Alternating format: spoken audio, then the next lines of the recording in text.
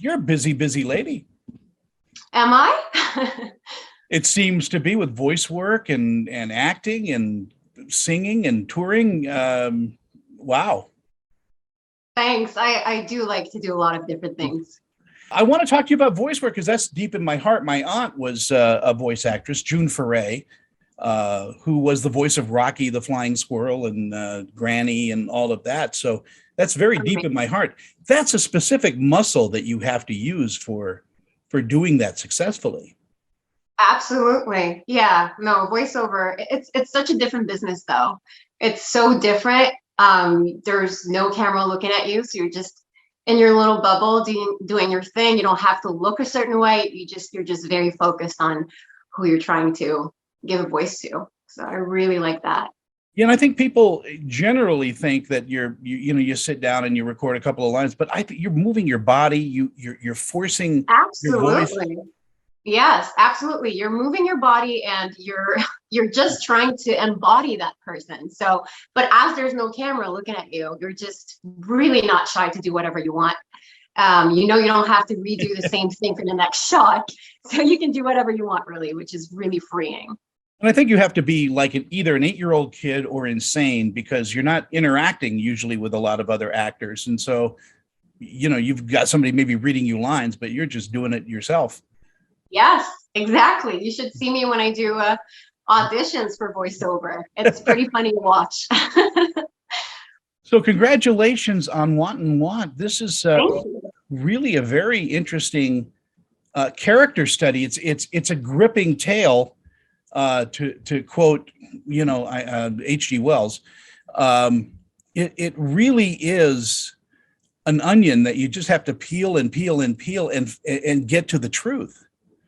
Exactly. I actually felt that from the minute I read the script when I was approached for the role, that there was a lot in there to get through and understand. And till the end, it's been a journey through understanding Pia and yeah.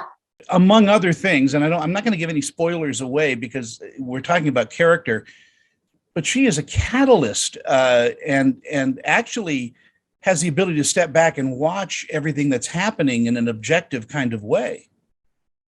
Yes, exactly. I think the fact that Pia is from France, she's not from the US, so she's a foreign. In brackets, she's the stranger. So it kind of, from what I read when I read the script, which is pretty much like me, I am Canadian in the US in LA. So I think that Justin liked that. I kind of had that same step back because it's a different culture, it's a different way. So she's kind of the observer. She's the one who's like kind of watching from afar, seeing them go, and kind of thinking like, what are they doing? So that's what I kind of found fascinating about that character. When you're dealing with the type of actors that we have, I mean, Amazing Tuesday Night. And Jackie, theater trained actors, I think that buoys everybody's game. Yes, I definitely felt like I was in good hands with the team I had. It's very important for actors when you're shooting a movie. If your partners are not leveled, it's really hard to stay in character. And in this project, I had amazing partners. Everybody has stories about, the set where there's somebody that's just not prepared, doesn't know how to get into character and all that. But I don't think that was a problem with this. I think everybody was spot on. Yes, absolutely. And it was such a surprise every time, like it always is. But on this project in particular, to what you had as envisioned reading the script and preparing, and then when you confronted to the other people's characters, the way they saw their characters and actually prepared. So no, it's always fascinating, and yeah, and then they get to take you with them take you with them on a journey. So it's cool. As an actress, do you lean toward more comedy or dramatic roles? So I actually didn't know I was funny until I was told lately that I was funny. So apparently I'm funny, uh, which is cool because I love comedy, but I'm more of a drama actress. I have yeah, I'm a big theater actor. I want to get back to theater actually, which is my first love. I love drama. Not in my life though. Well, yeah, I mean, we're just talking stage exclusive. Absolutely.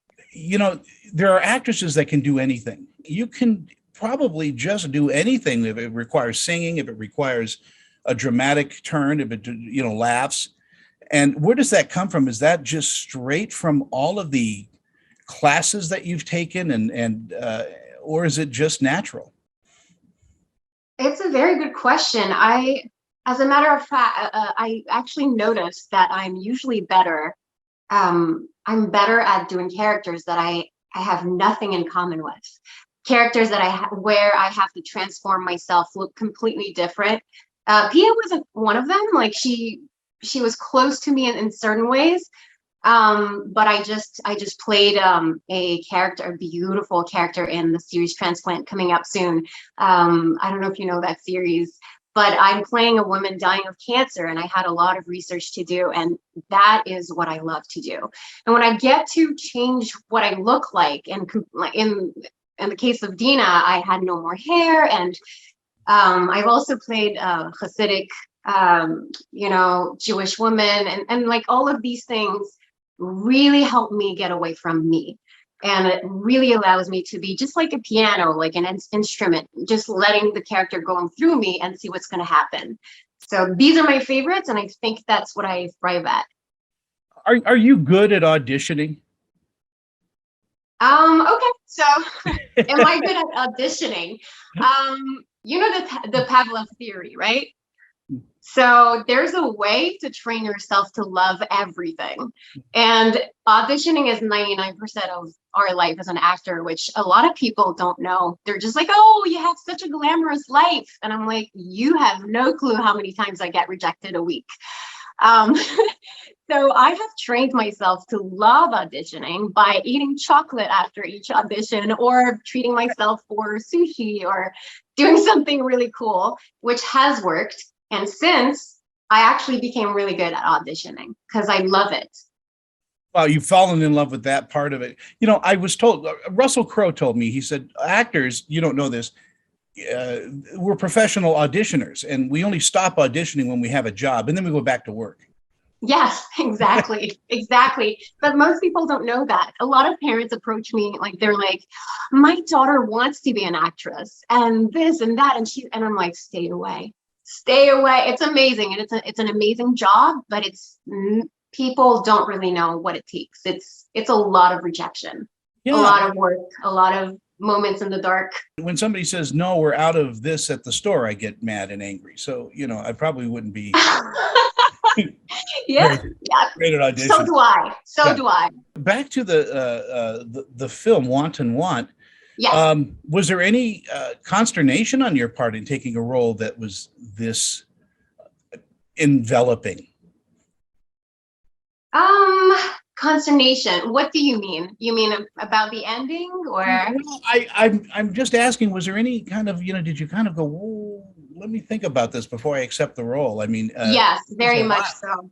On you. Yes, I did have some parts that I had to discuss. I had a long, so I got very lucky. Justin approached me for this role and just asked me to, because he had noticed my profile. He saw that I have a thing for dialects. So it's my thing. I do a lot of different accents. And I think he saw my profile. He approached me for this. And then I read the script, which I loved, except for some parts where I got very I wasn't sure about some parts, and then we had to discuss that, and we did. So yeah, we had to work through it. There are parts that I wasn't comfortable with at first.